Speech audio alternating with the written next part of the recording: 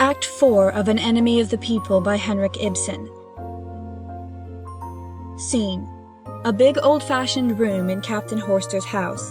At the back, folding doors which are standing open lead to an anteroom. 3 windows in the left-hand wall. In the middle of the opposite wall, a platform has been erected. On this is a small table with 2 candles, a water bottle and a glass, and a bell. The room is lit by lamps placed between the windows. In the foreground, on the left, there is a table with candles and a chair. To the right is a door and some chairs standing near it. The room is nearly filled with a crowd of townspeople of all sorts, a few women and schoolboys being amongst them. People are still streaming in from the back, and the room is soon filled. Hello, Lamstad. You here too? I go to every public meeting, I do. Brought your whistle too, I expect. I should think so, haven't you? Rather. And old Evanson said he was going to bring a cow horn, he did. Good old Evanson. I say, tell me what is going on here tonight. Dr. Stockmann is going to deliver an address attacking the mayor. But the mayor is his brother. That doesn't matter. Dr. Stockmann's not the chap to be afraid. For various reasons, which you will easily understand, I must beg to be excused. But fortunately we have among us a man who I think will be acceptable to you all. I refer to the President of the Householders' Association, Mr. Aslaksen. Yes, Aslaksen. Bravo, Aslaksen. Dr. Stockmann takes up his MS and walks up and down the platform. Since my fellow citizens choose to entrust me with this duty, I cannot refuse. Loud applause. Aslaksen mounts the platform. Billing writing. Mr. Aslaksen was elected with enthusiasm. And now, as I am in this position, I should like to say a few brief words. I am a quiet and peaceable man who believes in discreet moderation and in moderate discretion. All my friends can bear witness to that. That's right. That's right, Aslaksen. I have learned in the school of life and experience that moderation is the most valuable virtue a citizen can possess. Hear, hear. And moreover, that discretion and moderation are what enable a man to be of most service to the community. I would therefore suggest to our esteemed fellow citizen, who has called this meeting, that he should strive to keep strictly within the bounds of moderation. 3 cheers for the Moderation Society. Shame. Shh. No interruptions, gentlemen, please. Does anyone wish to make any remarks? Mr. Chairman. The mayor will address the meeting. In consideration of the close relationship in which, as you all know, I stand to the present medical officer of the baths, I should have preferred not to speak this evening. But my official position with regard to the baths, and my solicitude for the vital interests of the town, compel me to bring forward a motion. I venture to presume that there is not a single one of our citizens present who considers it desirable that unreliable and exaggerated accounts of the sanitary conditions of the baths and the town should be spread abroad. No. Certainly not. We protest against it. Therefore, I should like to propose that the meeting should not permit the medical officer either to read or to comment on his proposed lecture. Not permit? What the devil? Very well. Go ahead. In my communication to the People's Messenger, I have put the essential facts before the public in such a way that every fair-minded citizen can easily form his own opinion. From it you will see that the main result of the medical officer's proposals, apart from their constituting a vote of censure on the leading men of the town, would be to saddle the ratepayers with an unnecessary expenditure of at least some thousands of pounds. Sounds of disapproval among the audience and some catcalls. Silence, please, gentlemen. I beg to support the mayor's motion. I quite agree with him that there is something behind this agitation started by the doctor. He talks about the baths, but it is a revolution he is aiming at. He wants to get the administration of the town put into new hands. No one doubts the honesty of the doctor's intentions. No one will suggest that there can be any 2 opinions as to that. I myself am a believer in self-government for the people, provided it does not fall too heavily on the ratepayers. But that would be the case here, and that is why I will see Dr. Stockmann damned, I beg your pardon, before I go with him in the matter. You can pay too dearly for a thing sometimes. That is my opinion. Loud applause on all sides. I, too, feel called upon to explain my position. Dr. Stockmann's agitation appeared to be gaining a certain amount of sympathy at first, so I supported it as impartially as I could. But presently we had reason to suspect that we had allowed ourselves to be misled by misrepresentation of the state of affairs. Misrepresentation? Well, let us say not an entirely trustworthy representation. The mayor's statement has proved that. I hope no one here has any doubts as to my liberal principles. The attitude of the people's messenger towards important political questions is well known to everyone. But the advice of experienced and thoughtful men has convinced me that in purely local matters a newspaper ought to proceed with a certain caution. I entirely agree with the speaker. And in the matter before us, it is now an undoubted fact that Dr. Stockmann has public opinion against him. Now, what is an editor's first and most obvious duty, gentlemen? Is it not to work in harmony with his readers? Has he not received a sort of tacit mandate to work persistently and assiduously for the welfare of those whose opinion he represents? Or is it possible I am mistaken in that? No, no. You are quite right. It has cost me a severe struggle to break with a man in whose house I have been lately a frequent guest, a man who till to-day had been able to pride himself on the undivided goodwill of his fellow citizens, a man whose only, or at all events whose essential, failing is that he is swayed by his heart rather than his head. That is true. Bravo, Stockmann. But my duty to the community obliged me to break with him, and there is another consideration that impels me to oppose him, and as far as possible, to arrest him on the perilous course he has adopted, that is, consideration for his family. Please stick to the water supply and drainage. Consideration, I repeat, for his wife and his children, for whom he has made no provision. Is that us, Mother? Hush! I will now put the mayor's proposition to the vote. There is no necessity. Tonight I have no intention of dealing with all that filth down at the baths. No, I have something quite different to say to you. What is coming now? I am a ratepayer, and therefore I have a right to speak too. And my entire, firm, inconceivable opinion is— Be quiet at the back there. He is drunk. Turn him out. They turn him out. Am I allowed to speak? Dr. Stockmann will address the meeting. I should like to have seen anyone, a few days ago, dare to attempt to silence me as has been done tonight. I would have defended my sacred rights as a man like a lion. But now it is all one to me. I have something of even weightier importance to say to you.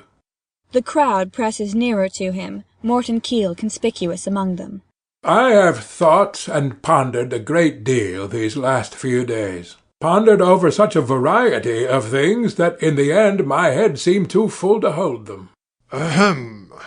But I got them clear in my mind at last, and then I saw the whole situation lucidly. And that is why I am standing here tonight. I have a great revelation to make to you, my fellow citizens. I will impart to you a discovery of a far wider scope than the trifling matter that our water supply is poisoned and our medicinal baths are standing on pestiferous soil. Don't talk about the bath. We won't hear you. None of that. I have already told you that what I want to speak about is the great discovery I have made lately. The discovery that all the sources of our moral life are poisoned, and that the whole fabric of our civic community is founded on the pestiferous soil of falsehood. What is that What he is that says? he says? Such an insinuation. I call upon the speaker to moderate his language. I have always loved my native town as a man only can love the home of his youthful days. I was not old when I went away from here, and exile, longing, and memories cast, as it were, an additional halo over both the town and its inhabitants. Some clapping and applause. And there I stayed for many years in a horrible hole far away up north. When I came into contact with some of the people that lived scattered about among the rocks, I often thought that it would have been more service to the poor half-starved creatures if a veterinary doctor had been sent up there, instead of a man like me. Murmurs among the crowd. I'm damned if I have ever heard. It is an insult to a respectable population. Wait a bit. I do not think anyone will charge me with having forgotten my native town up there. I was like one of the cider ducks brooding on its nest, and what I hatched was the plans for these baths. Applause and protests. And then, when fate at last decreed for me the great happiness of coming home again, I assure you, gentlemen, I thought I had nothing more in the world to wish for, or rather there was one thing I wished for, eagerly, untiringly, ardently, and that was to be able to be of service to my native town and the good of the community. You chose a strange way of doing it. And so, with my eyes blinded to the real facts, I revelled in happiness. But yesterday morning, no, to be precise, it was yesterday afternoon, the eyes of my mind were opened wide, and the first thing I realized was the colossal stupidity of the authorities. Uproar, shouts, and laughter. Mrs. Stockmann coughs persistently. Mr. Chairman. By virtue of my authority. It is a petty thing to catch me up on a word, Mr. Aslaksen.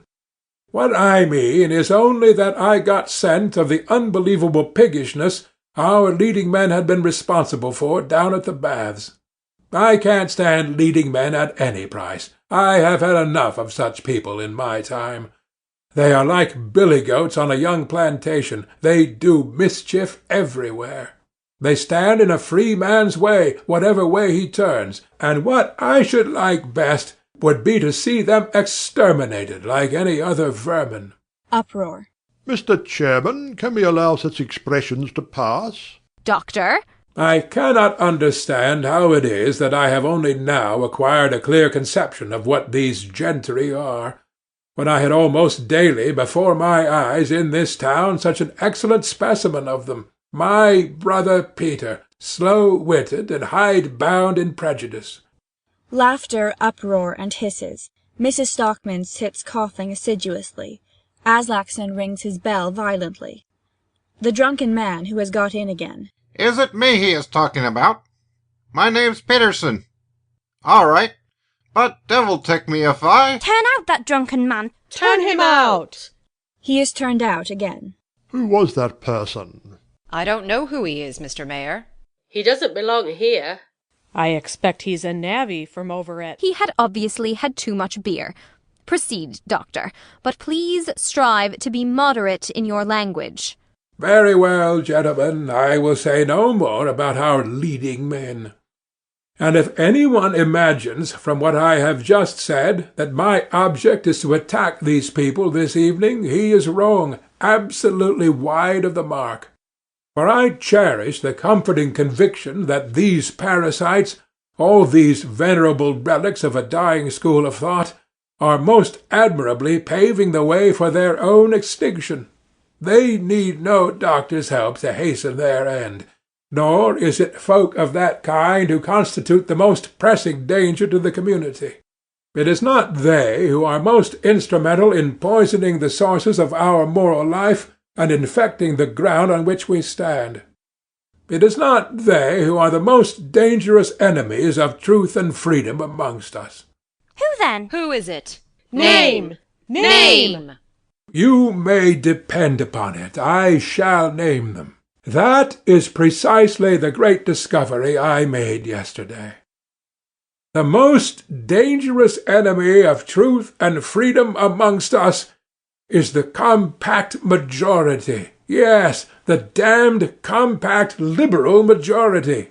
That is it. Now you know. Tremendous uproar. Most of the crowd are shouting, stamping, and hissing.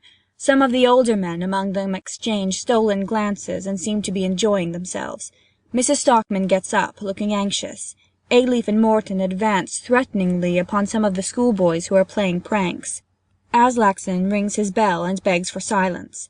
Hofstad and Billing both talk at once, but are inaudible. At last quiet is restored. As chairman, I call upon the speaker to withdraw the ill-considered expressions he has just used. Never, Mr. Aslaksen.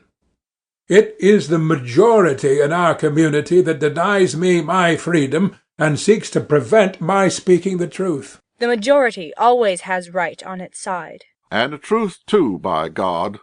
The majority never has right on its side. Never, I say. That is one of these social lies against which an independent, intelligent man must wage war. Who is it that constitute the majority of the population in a country? Is it the clever folk or the stupid? I don't imagine you will dispute the fact that at present the stupid people are in an absolutely overwhelming majority all the world over. But, good Lord, you can never pretend that it is right that the stupid folk should govern the clever ones. Uproar and cries. Oh, yes, you can shout me down, I know, but you cannot answer me. The majority has might on its side, unfortunately, but right it has not. I am in the right, I and a few other scattered individuals. The minority is always in the right. Renewed uproar. Aha! So Dr. Stockmann has become an aristocrat since the day before yesterday. I have already said that I don't intend to waste a word on the puny, narrow-chested, short-winded crew whom we are leaving astern. Pulsating life no longer concerns itself with them. I am thinking of the few, the scattered few amongst us, who have absorbed new and vigorous truths. Such men stand, as it were, at the outposts, so far ahead that the compact majority has not yet been able to come up with them. And there they are fighting for truths that are too newly born into the world of consciousness to have any considerable number of people on their side as yet. So the doctor is a revolutionary now. Good heavens, of course I am, Mr. Hofstadt. I propose to raise a revolution against the lie that the majority has the monopoly of the truth. What sort of truths are they that the majority usually supports? They are truths that are of such advanced age that they are beginning to break up. And if a truth is as old as that, it is also in a fair way to become a lie, gentlemen. Laughter and mocking cries. Yes, believe me or not, as you like, but the truths are by no means as long-lived as Methuselah, as some folk imagine. A normally constituted truth lives, let us say, as a rule 17 or 18 or at most 20 years, seldom longer. But truths as aged as that are always worn frightfully thin, and nevertheless it is only then that the majority recognizes them and recommends them to the community as a wholesome moral nourishment.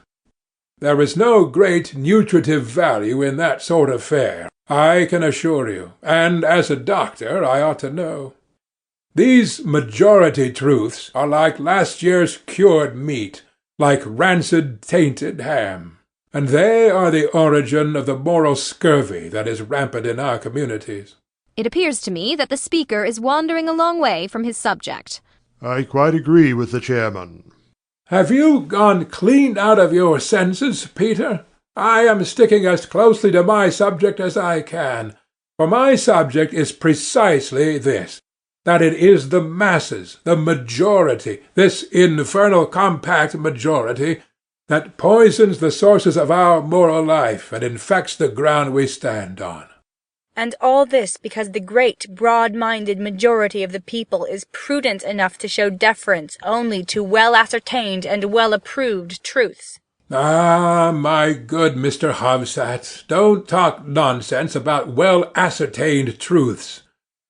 The truths of which the masses now approve are the very truths that the fighters at the outposts held to in the days of our grandfathers. We fighters at the outposts nowadays no longer approve of them, and I do not believe there is any other well-ascertained truth except this, that no community can live a healthy life if it is nourished only on such old marrowless truths. But instead of standing there using vague generalities, it would be interesting if you would tell us what these old marrowless truths are that we are nourished on. Applause from many quarters. Oh, I could give you a whole string of such abominations. But to begin with, I will confine myself to one well-approved truth, which at the bottom is a foul lie, but upon which, nevertheless, Mr. Hofstad and the People's Messenger and all the Messenger's supporters are nourished. And that is? That is the doctrine you have inherited from your forefathers, and proclaim thoughtlessly far and wide. The doctrine that the public, the crowd, the masses, are the essential part of the population, that they constitute the people, that the common folk, the ignorant and incomplete element in the community, have the same right to pronounce judgment and to approve, to direct, and to govern, as the isolated, intellectually superior personalities in it. Well, damn me if ever I... Fellow citizens, take good note of that. Oh, ho! We are not the people. Only the superior folk are to govern, are they? Bellow out for talking such rubbish. Out with them. Blow your horn, Evanson. A horn is blown loudly amidst hisses and an angry uproar. Be reasonable. Can't you stand hearing the voice of truth for once? I don't in the least expect you to agree with me all at once, but I must say I did expect Mr. Hobstad to admit I was right when he had recovered his composure a little. He claims to be a free-thinker. Freethinker, did he say? Is Hofstad a freethinker? Prove it, Dr. Stockmann. When have I ever said so in print? No, confound it, you are right. You have never had the courage to. Well, I won't put you in a hole, Mr. Hofstad. Let us say it is I that am the freethinker, then. I am going to prove to you, scientifically, that the People's Messenger leads you by the nose in a shameful manner when it tells you, that the common people, the crowd, the masses, are the real essence of the people. That is only a newspaper lie, I tell you. The common people are nothing more than the raw material of which a people is made. Groans, laughter, and uproar. Well, isn't that the case? Isn't there an enormous difference between a well-bred and an ill-bred strain of animals? Take, for instance, a common barn-door hen. What sort of eating do you get from a shriveled-up old scrag of a fowl like that? Not much, do you? And what sort of eggs does it lay? A fairly good crow or a raven can lay pretty nearly as good an egg. But take a well-bred Spanish or Japanese hen, or a good pheasant or a turkey. Then you will see the difference. Or take the case of dogs, with whom we humans are on such intimate terms. Think first of an ordinary common cur. I mean one of the horrible, coarse-haired, low-bred curs that do nothing but run about the streets and befoul the walls of the houses. Compare one of these curs with a poodle, whose sires for many generations have been bred in a gentleman's house, where they have had the best of food and had the opportunity of hearing soft voices and music. Do you not think that the poodle's brain is developed to quite a different degree than that of the cur? Of course it is. It is puppies of well-bred poodles like that show men trained to do incredibly clever tricks, things that a common cur could never learn to do even if it stood on its head. Uproar and mocking cries. Are you going to make out we are dogs now? We are not animals, Doctor. Yes, but bless my soul, we are, my friend. It is true that we are the finest animals any one could wish for, but even among us exceptionally fine animals are rare. There is a tremendous difference between poodle men and cur men, and the amazing part of it is that Mr. Hofstad quite agrees with me, as long as it is a question of four-footed animals. Yes, it is true enough as far as they are concerned. Very well, but as soon as I extend the principle and apply it to two-legged animals, Mr. Hofstad stops short. He no longer dares to think independently, or to pursue his ideas to their logical conclusion. So he turns the whole theory upside down, and proclaims in the People's Messenger that it is the barn-door hens and street curs that are the finest specimens in the menagerie. But that is always the way, as long as a man retains the traces of common origin and has not worked his way up to intellectual distinction. I lay no claim to any sort of distinction.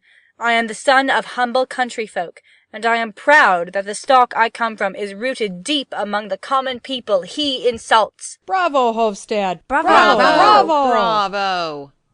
The kind of common people I mean are not only to be found low down in the social scale.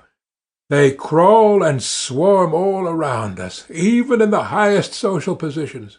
You have only to look at your own fine, distinguished mayor. My brother Peter is every bit as plebeian as anyone that walks in 2 shoes. I protest against personal allusions of this kind. And that not because he is like myself, descended from some old rascal of a pirate from Pomerania or thereabouts, because that is who we are descended from. An absurd legend. I deny it.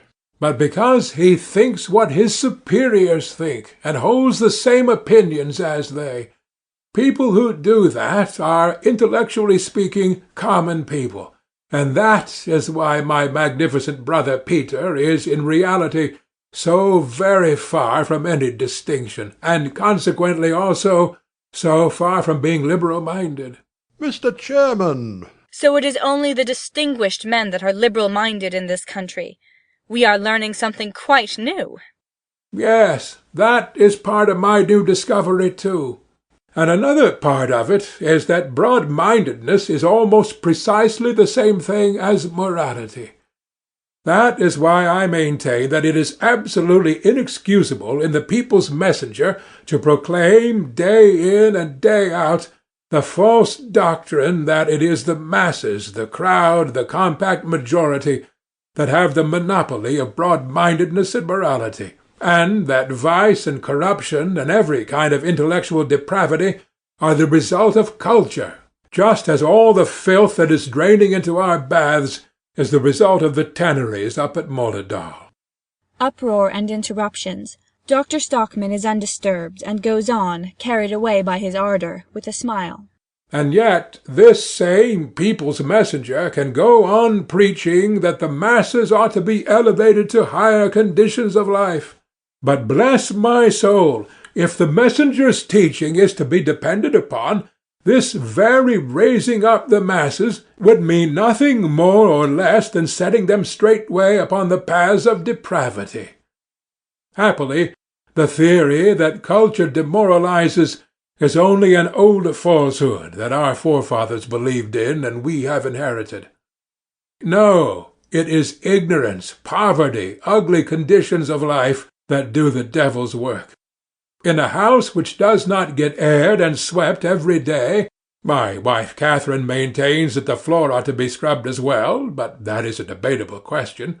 In such a house, let me tell you, people will lose within 2 or 3 years the power of thinking or acting in a moral manner. Lack of oxygen weakens the conscience, and there must be a plentiful lack of oxygen in very many houses in this town, I should think, judging from the fact that the whole compact majority can be unconscientious enough to wish to build the tower's prosperity on a quagmire of falsehood and deceit. We cannot allow such a grave accusation to be flung at a citizen community. I move that the chairman direct the speaker to sit down. Hear, hear. Quite right. Make him sit down. Then I will go and shout the truth at every street corner. I will write it in other towns' newspapers. The whole country shall know what is going on here. It almost seems as if Dr. Stockmann's intention were to ruin the town. Yes, my native town is so dear to me that I would rather ruin it than see it flourishing upon a lie. This is really serious. Uproar and catcalls. Mrs. Stockmann coughs, but to no purpose. Her husband does not listen to her any longer. A man must be a public enemy to wish to ruin a whole community. What does the destruction of a community matter if it lives on lies? It ought to be razed to the ground, I tell you. All who live by lies ought to be exterminated like vermin. You will end up by infecting the whole country. You will bring about such a state of things that the whole country will deserve to be ruined. And if things come to that pass, I shall say from the bottom of my heart, let the whole country perish. Let all these people be exterminated. That is talking like an out-and-out enemy of the people. There sounded the voice of the people, by all that's holy. Yes, he is an enemy of the people. He hates his country. He hates his own people. Both as a citizen and as an individual, I am profoundly disturbed by what we have had to listen to. Dr. Stockmann has shown himself in a light I should never have dreamed of. I am unhappily obliged to subscribe to the opinion which I have just heard my estimable fellow citizens utter, and I propose that we should give expression to that opinion in a resolution. I propose a resolution as follows. This meeting declares that it considers Dr. Thomas Stockmann, medical officer of the baths, to be an enemy of the people. A storm of cheers and applause. A number of men surround the doctor and hiss him. Mrs. Stockmann and Petra have got up from their seats. Morton and Ayleaf are fighting the other schoolboys for hissing, and some of their elders separate them. Oh, you fools! I tell you that— We cannot hear you now, Doctor. A formal vote is about to be taken, but out of regard for personal feelings, it shall be by ballot and not verbal. Have you any clean paper, Mr. Billing? I have both blue and white here. That will do nicely. We shall get on more quickly that way. Cut it up into small strips. Yes, that's it. Blue means no, white means yes. I will come round myself and collect votes. Peter Stockmann leaves the hall. Aslaksen and one or two others go round the room with slips of paper in their hats. I say, what has come to the doctor? What are we to think of it? Oh, you know how headstrong he is. Billing, you go to their house. Have you ever noticed if the fellow drinks? Well, I'm hanged if I know what to say. There are always spirits on the table when you go. I rather think he goes quite off his head sometimes. I wonder if there is any madness in his family. I shouldn't wonder if there were. No, it is nothing more than sheer malice. He wants to get even with somebody for something or another. Well, certainly he suggested a rise in his salary on one occasion lately, and did not get it. Ah, then it is easy to understand how it is. I want a blue one. I do. And I want a white one, too. It's that drunken chap again. Turn him out. Well, Stockman, do you see what these monkey tricks of yours lead to? I have done my duty. What was that you said about the tanneries at Moldedale? You heard well enough. I said they were the source of all the filth. My tannery, too? Unfortunately, your tannery is by far the worst. Are you going to put that in the papers? I shall conceal nothing. That may cost you dearly, Stockman. Goes out. Well, Captain, so you lend your house to enemies of the people? I imagine I can do what I like with my own possessions, Mr. Vick. Then you can have no objection to my doing the same with mine. What do you mean, sir? You shall hear from me in the morning. Turns his back on him and moves off. Was that not your owner, Captain Horster? Yes, that was Mr. Vick, the ship owner. Aslaksen, with the voting papers in his hands, gets up onto the platform and rings his bell. Gentlemen, allow me to announce the result. By the votes of everyone here except one person— That is the drunk chap. By the votes of everyone here except a tipsy man, this meeting of citizens declares Dr. Thomas Stockmann to be an enemy of the people. Shouts and applause. 3 cheers for our ancient and honorable citizen community. Renewed applause. 3 cheers for our able and energetic mayor, who has so loyally suppressed the promptings of family feeling. Cheers. The meeting is dissolved. Gets down. 3 cheers for the chairman. 3 cheers for Aslaksen. Hurrah! My hat and coat, Petra. Captain, have you room on your ship for passengers to the New World? For you and yours, we will make room, Doctor. Good. Come, Catherine. Come, boys. Thomas, dear, let us go out by the back way. No back ways for me, Catherine. You will hear more of this enemy of the people before he shakes the dust off his shoes upon you. I am not so forgiving as a certain person. I do not say, I forgive you, for you know not what you do. That is a blasphemous comparison, Dr. Stockmann. It is, by God. It's dreadful for an earnest man to listen to. Threatens us now, does he? Let's go and break his windows. Duck him in the fjord. Blow your horn, Evensen. Pip, pip. Horn blowing, hisses, and wild cries. Dr. Stockmann goes out through the hall with his family, Horster elbowing a way for them. Enemy of the people! Enemy of the people! Well, I'm damned if I go and drink toddy with the Stockmans tonight. The crowd presses towards the exit. The uproar continues. Shouts of Enemy of the people! are heard from without. End of Act 4.